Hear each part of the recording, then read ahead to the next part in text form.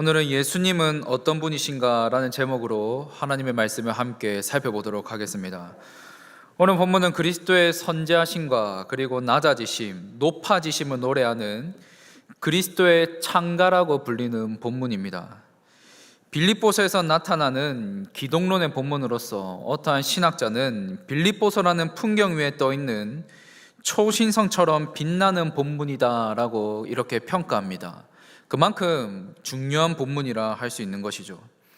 특히 사도 바울은 빌립보서 2장 6절부터 11절의 말씀을 통해서 자기를 낮추시고 십자가에 죽기까지 복종하신 그 예수 그리스도를 참된 겸손의 본으로 제시하며 빌립보 교회 성도들을 향해서 너희들이 정말로 본받아야 될 분은 예수님이시라는 것을 말해주고 있습니다. 동시에 마땅히 찬양과 경배를 받기에 합당하신 분이 바로 예수님이시라는 것을 오늘 본문을 통해 말해주고 있습니다. 그렇게 오늘 본문에 나타난 예수님이 어떠한 분이신지를 함께 살펴보며 말씀의 은혜를 나누겠습니다. 첫째로 예수님께서는 친히 낮아지셨습니다. 6절의 말씀을 보겠습니다. 그는 근무 하나님의 본체시나 하나님과 동등됨을 취할 것으로 여기지 아니하시고, 예수님의 낮아지심을 깊이 있게 이해하기 위해서는 먼저 예수님이 어떠한 분이신지를 살펴볼 필요가 있습니다. 이 말씀에서 예수님을 향해 하나님의 본체시다라고 말씀합니다. 여기서 말하는 이 본체는 헬라어로 모르페라는 단어가 쓰였는데 그 단어의 뜻에는 형태라는 뜻을 가지고 있습니다. 이는 하나님의 본체는 하나님의 형태다라고 이해할 수 있는 겁니다.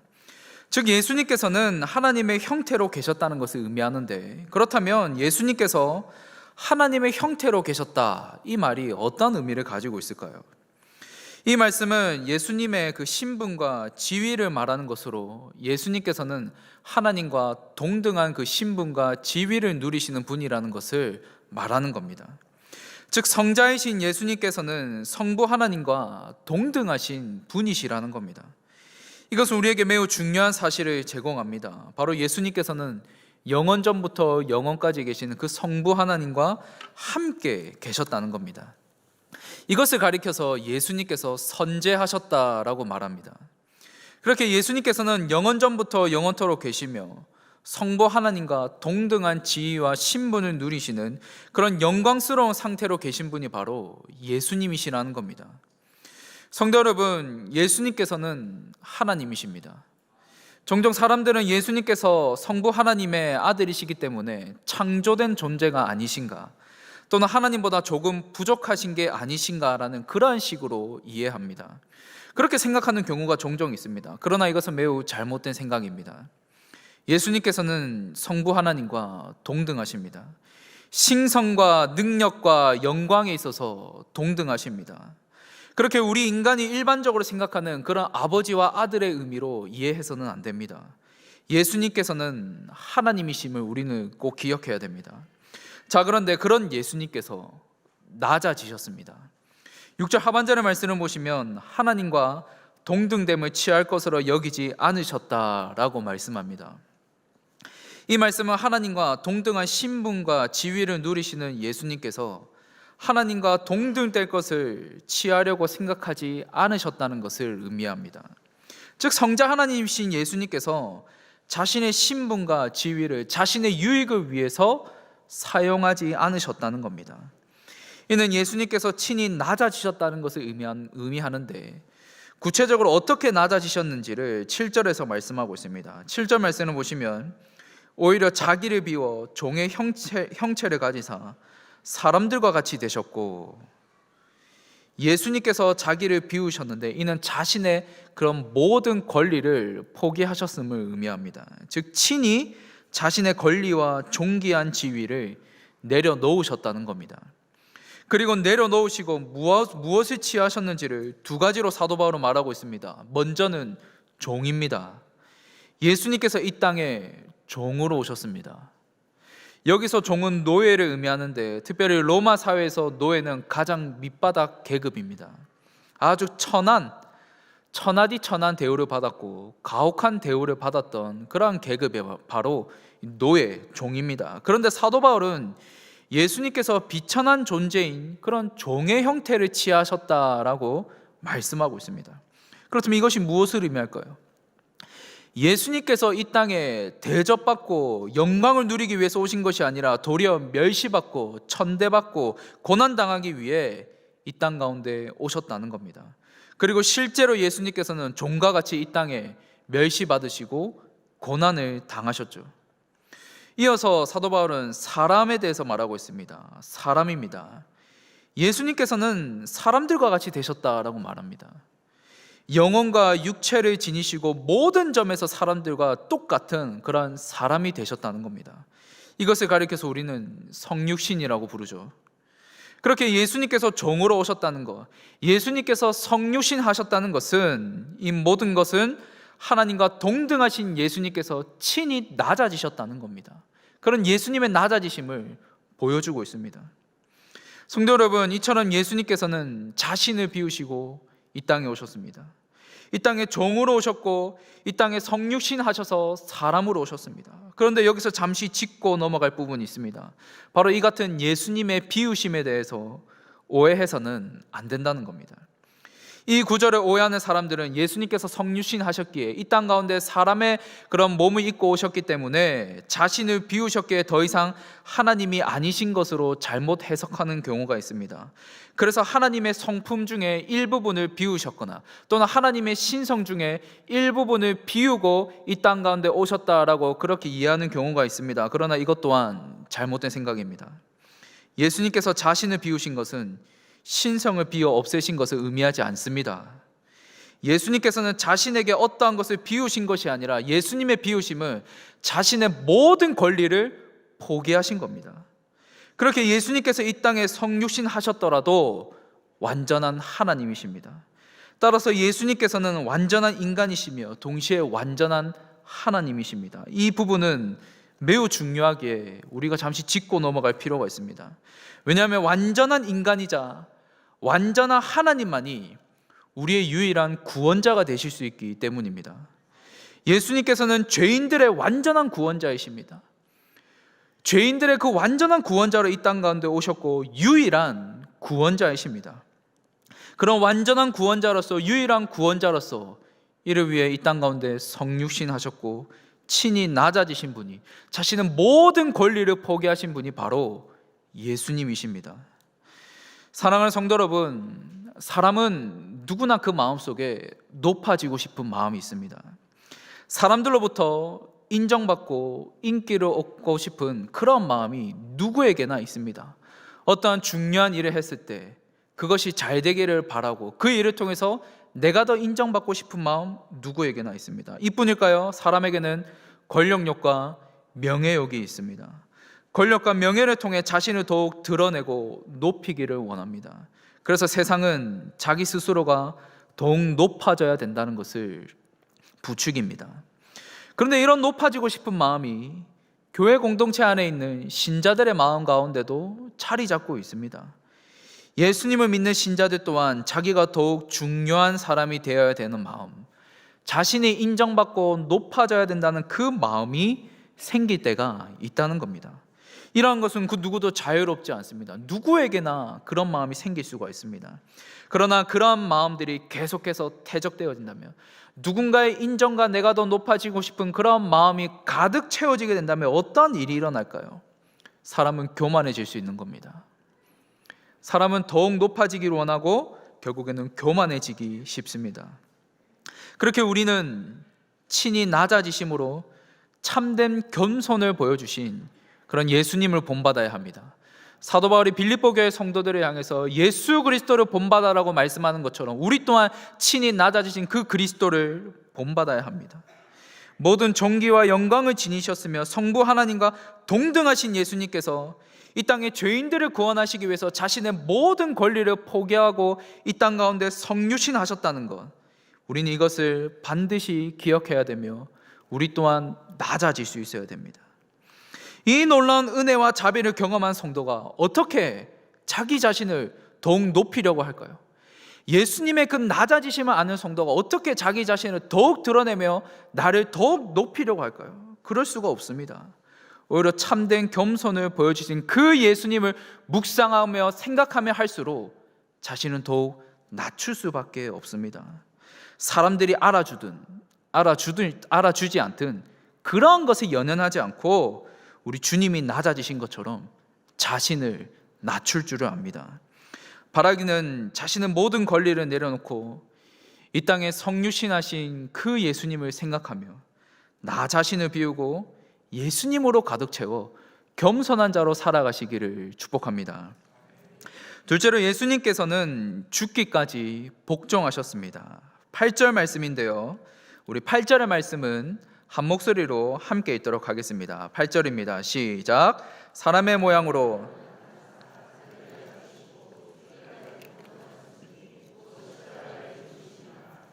앞서 우리는 낮아지신 예수님에 대해서 살펴보았습니다. 이제 예수님께서 친히 낮아지신 그 구체적인 이유가 등장합니다.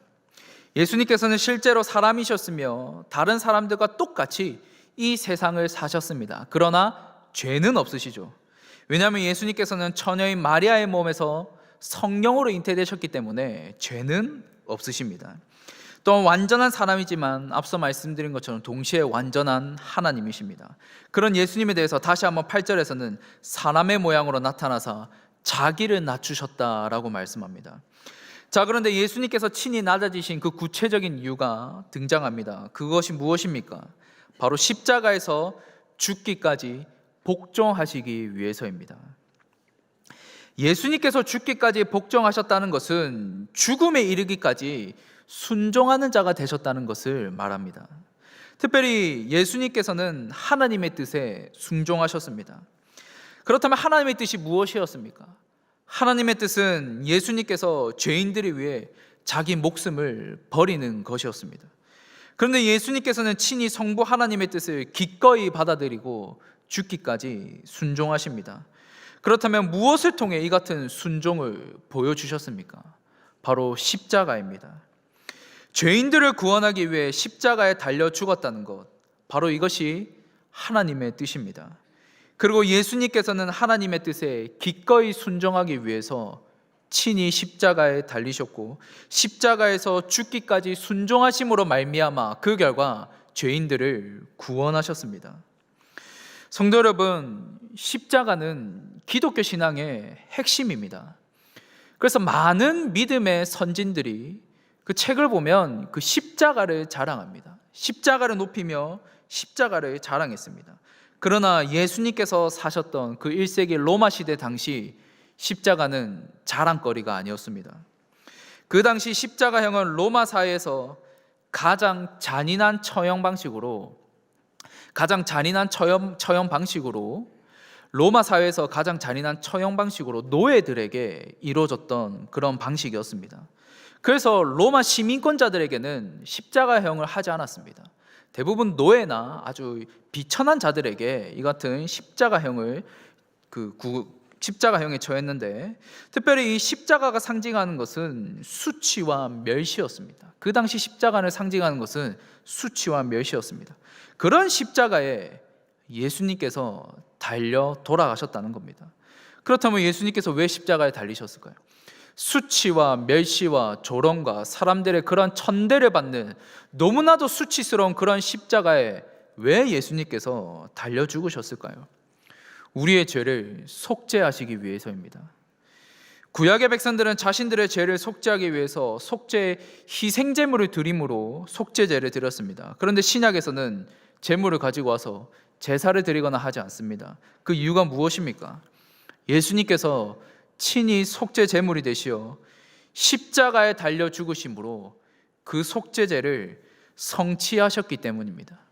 그래서 히브리서에는 이런 말씀이 있습니다. 히브리서 13장 11절과 12절의 말씀을 보면, 이는 죄를 위한 짐승의 피는 대제사장이 가지고 성소에 들어가고 그 육체는 영문 밖에서 불사름이라. 그러므로 예수도 자기 피로써 백성을 거룩하게 하려고 성문 밖에서 고난을 받으셨느니라. 예수님께서 십자가에 못 박혀 죽으실 때 흘린 피는 속죄의 피입니다. 이 피로 죄인들의 죄가 용서함을 받습니다. 그렇게 예수님께서 우리의 죄를 대신 짊어지시고 우리의 죄에 대한 그런 심판과 형벌과 저주를, 그리고 하나님의 진노를 친히 감내하셨습니다. 이 같은 예수님의 공로로 말미암아 예수님을 믿는 사람이라면 누구든지 죄를 용서함 받는 겁니다. 하나님의 의대의 보좌로 담대히 나아갈 수 있습니다. 이 모든 것은 예수님의 십자가의 그 공로를 통해 이루어진 겁니다. 사랑하는 성도 여러분, 예수님께서 죽기까지 복종하셔서 십자가에 달리신 이유 무엇이라고 말씀드렸습니까?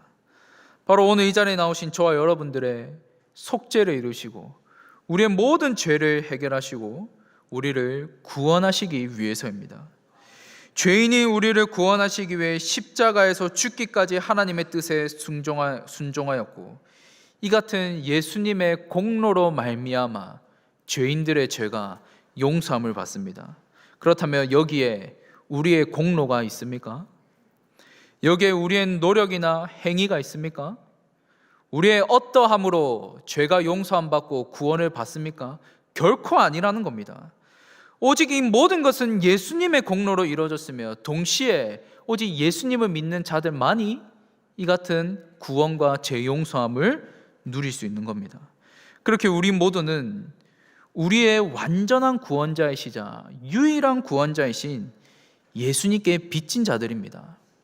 우리 모두는 예수님께 빚진 자들입니다. 성도 여러분, 예수님께 빚진 자들로서 우리의 모습은 어떠한지를 한번 돌아보기를 원합니다. 예수님께서 나를 대신해서 십자가에 달려 죽으셨다는 것에 얼마나 감격하십니까?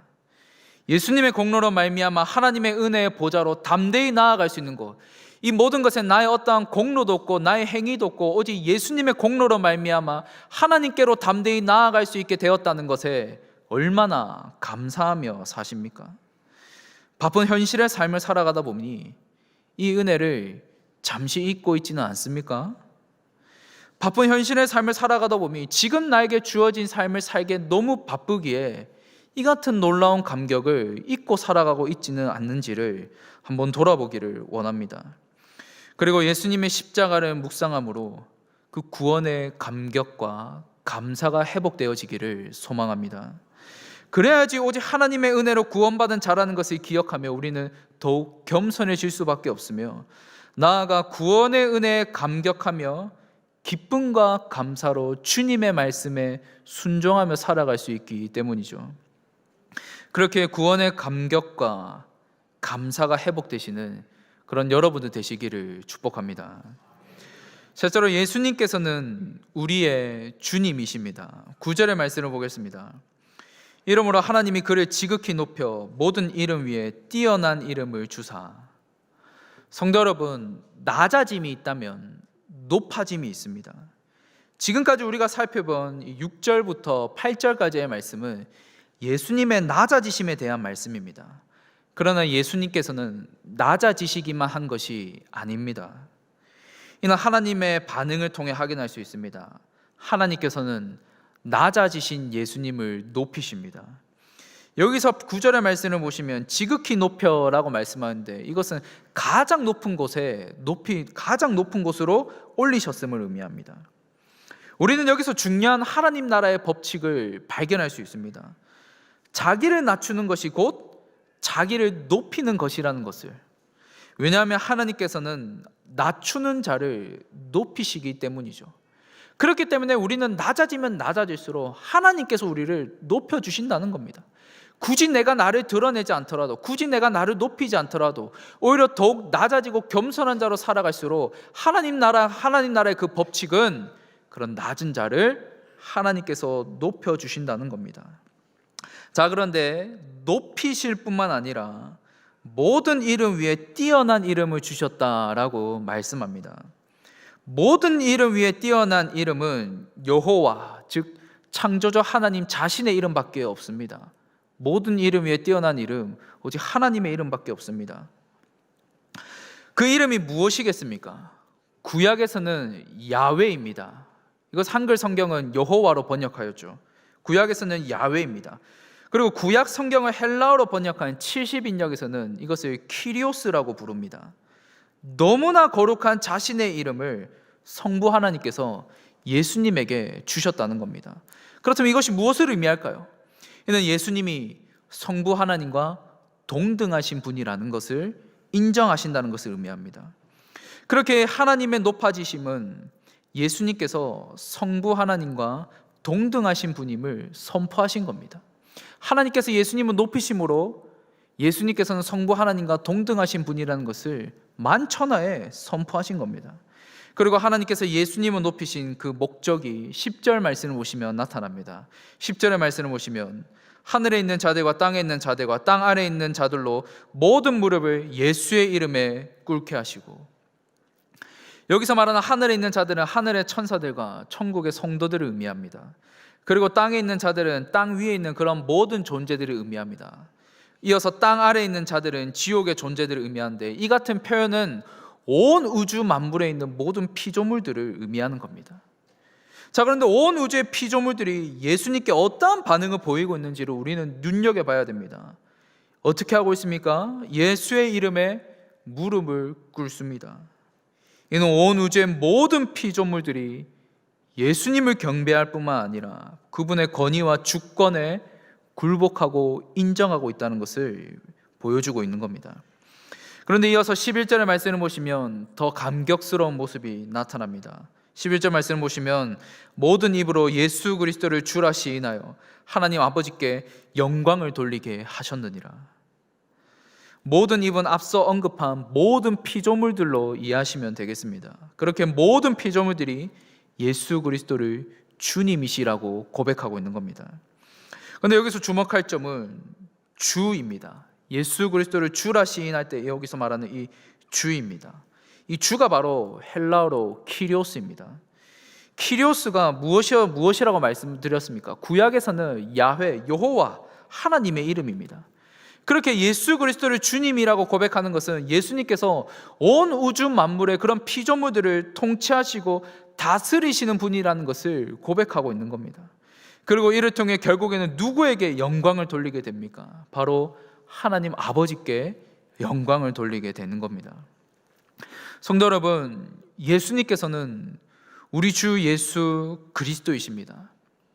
이 고백은 마치 초기 교회에 한 신앙 고백이 떠오르게 합니다. 그것은 바로 사도신경입니다. 사도신경에서 예수님에 대해서 어떻게 고백하고 있습니까?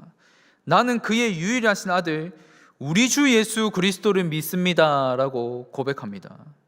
그렇다면 주 예수 그리스도, 이것이 무엇을 의미할까요?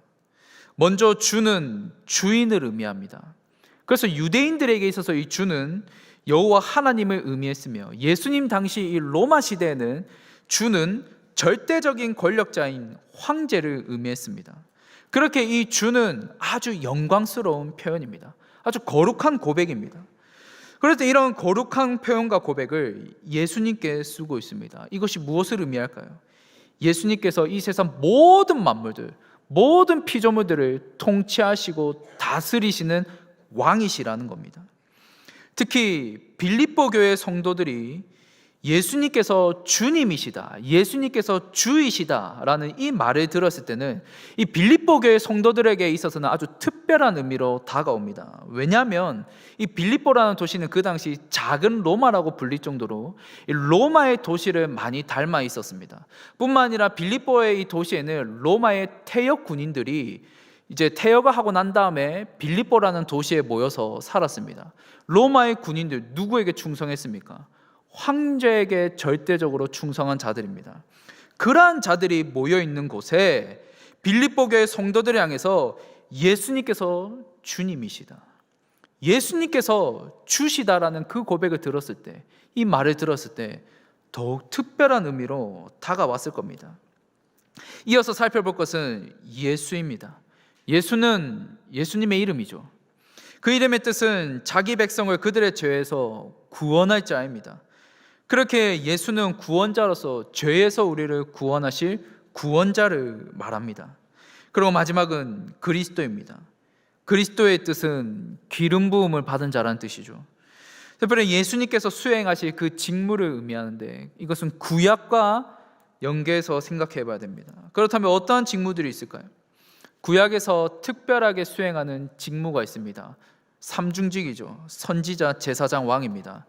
그렇게 예수님께서는 그리스도시라는 것은 예수님께서 진정한 선지자이시며 예수님께서 진정한 제사장이시며 예수님께서 참된 왕이심을 의미합니다. 바로 이것이 주 예수 그리스도에 담긴 의미인 겁니다. 우리는 매주 사도신경을 통해서 예수님께서 나의 주 예수 그리스도이십니다라는 것을, 이 고백을 다 담아서 우리는 이 한 문장으로 매주 고백하고 있는 겁니다. 사랑하는 성도 여러분, 예수님께서는 이 세상 모든 만물을 통치하시고 다스리시는 주님이십니다. 우리 주님께서는 찬양받기에, 경배받으시기에 합당하신 분이십니다. 그리고 예수님께서는 자신을 주님으로 예배하며 그 이름을 고백하는 모든 신자들에게 주님이 되어주십니다. 그렇다면 이것이 무엇을 의미할까요? 우리의 주인이시자 왕으로서 우리의 삶을 통치하시고 다스리신다는 겁니다. 성도 여러분, 우리의 삶은 너무나 연약합니다.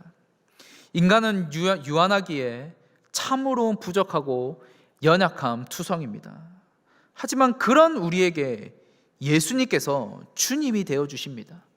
온 우주 만물을 창조하시고 통치하시고 다스리시는 그런 주권자께서 우리의 주님이 되셔서 우리를 돌봐주십니다. 우리를 인도하십니다.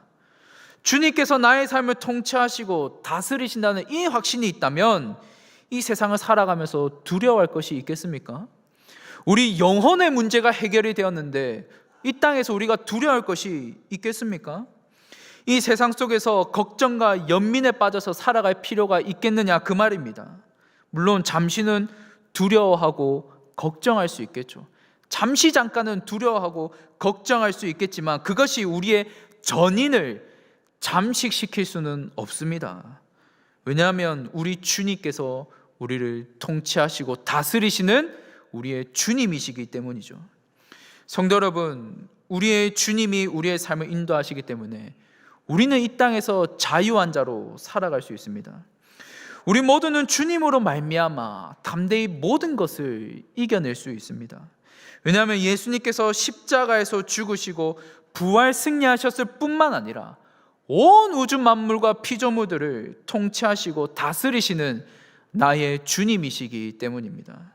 그리고 그 예수님을 나의 주님으로 모시는 자에게 나타나는 모습이 있습니다. 그 모습이 무엇이겠습니까? 오늘 본문이 그리스도의 창가라고 말씀드렸습니다. 그 본문의 제목처럼 그리스도를 더욱 높이기를 원합니다. 예수 그리스도를 더욱 찬양하고 경배하기를 소망합니다. 그렇게 성도 여러분, 우리의 주님이 되시는 예수님께서 우리와 함께하고 계시고 우리를 다스리신다는 것을, 그 믿음의 확신을 가지고 담대히 살아가시기를 바랍니다.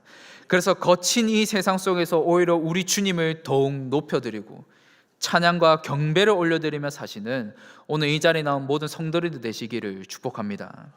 이제 말씀을 맺겠습니다. 우리는 오늘 말씀을 통해서 예수님이 어떠한 분이신지를 살펴보았습니다. 예수님께서는 성자 하나님으로 계셨으며 성부 하나님과 동등한 신분과 지위를 지니신 분이 바로 예수님이십니다. 그런 예수님께서 어떻게 하셨습니까? 성유신 하셨으며 종의 형태인 비천한 존재가 되어 십자가에 달려 죽으셨습니다. 죄인들을 구원하시기 위해서 친히 이 모든 것을 감내하셨죠. 그러나 하나님께서 친히 낮아지신 그 예수님을 어떻게 하셨습니까? 하나님께서 높이셨습니다. 온 우주 만물이 예수님을 주님으로 무릎 꿇고 경배할 뿐만 아니라 찬양과 영광을 받게 하셨습니다. 이를 통해 오늘 본문은 중요한 사실을 우리에게 가르쳐 주십니다. 바로 이런 예수님께서 우리의 참된 모범이라는 것을, 우리가 참되게 본받아야 될 분이라는 것을 가르쳐 주고 있습니다. 사랑하는 성도 여러분, 예수 그리스도를 믿음으로 십자가를 통한 속죄와 구원의 은혜를 누리며 사십니까? 그리고 구원받은 성도로 살아가고 계십니까? 그렇다면 참된 겸손의 본을 보여주신 그 예수님을 본받으시기를 바랍니다. 그리스도를 더욱 바라보시기를 바랍니다. 그리고 본을 보여주신 예수님을 주님으로 찬양하고 경배하시기를 바랍니다. 우리는 매주일 교회에 모여서 하나님을 예배합니다. 우리 주님께 찬양과 경배를 올려드립니다. 즉 하나님의 은혜의 보좌 앞에 담대히 나아갈 수 있는 자들이 되었다는 겁니다. 이것은 결코 우리의 공로와 우리의 행위가 아닙니다. 우리의 노력과 우리의 행위로 이루어진 것이 결탄코 아닙니다.